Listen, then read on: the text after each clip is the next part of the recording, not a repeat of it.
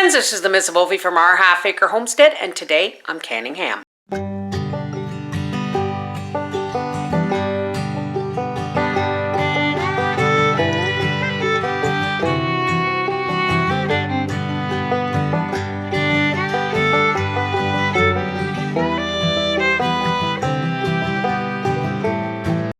Hey, yes, this is a throwback video because I think the information is valid enough that it should be repeated. And it's kind of hard for people to sift through all of my older videos, so I'm redoing a few. However, what I do want to tell you, because this video is 6 years old, is the ham that I'm working with was home-raised pork that we brined and smoked ourselves. So that's why you're going to understand when I show you the different colors of meat. Okay? And I may interject here and there, but basically this is canning up leftover ham.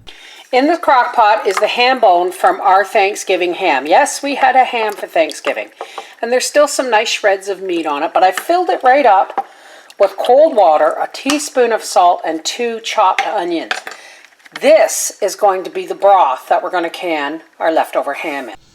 If you're working with a bone-in ham that was bought at the store, don't add any salt to the broth. As you can see, this was a pretty big ham. This is a pie plate. You know, this is a lot of ham. And as you saw, I stewed the bone overnight with just a little bit of salt, some water, and some onion to make a broth to can this in. But first, I gotta cut this up. The cure doesn't always go all the way through. Like, you're gonna see here that that's nice and pink, and you're gonna see here that this is more of a natural color. This is more of a natural color. It's because even though I injected the brine, it still doesn't go all the way in. But that's okay. I mean, it doesn't necessarily taste like a store-bought ham either. Store-bought hams, there's a bit of grizzle for the dogs. Store-bought hams are uber salty, and mine isn't. Mine aren't. So that's, you know, that's why I don't mind putting a bit of salt in the water that I'm using to can these. Some treats for the dogs there. And I'm cutting these up into about 1-inch cubes. Okay, here's our jars fresh out of the dishwasher. Lids in hot tap water. Rings. Our ham broth, and our ham.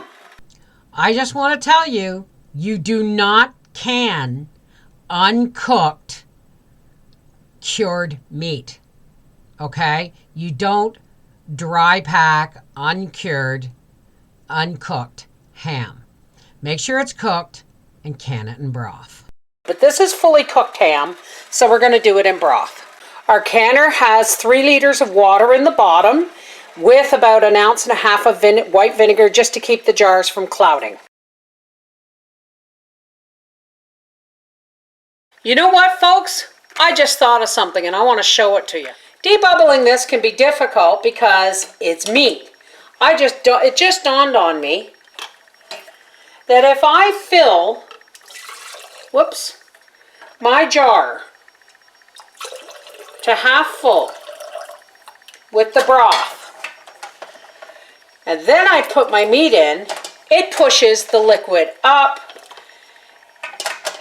and we're going to have a better jar of meat. Why? Because the debubbling isn't going to be that big of an issue, because we only have to debubble at the top because the liquid went in first. Have you ever had one of those slap your forehead moments? That's one of them. So let's try that again. Fill our jar, half full, with the hot broth.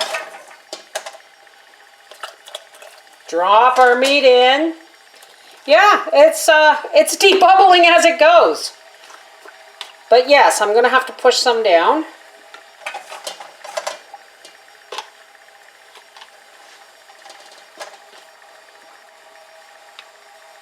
Push that down.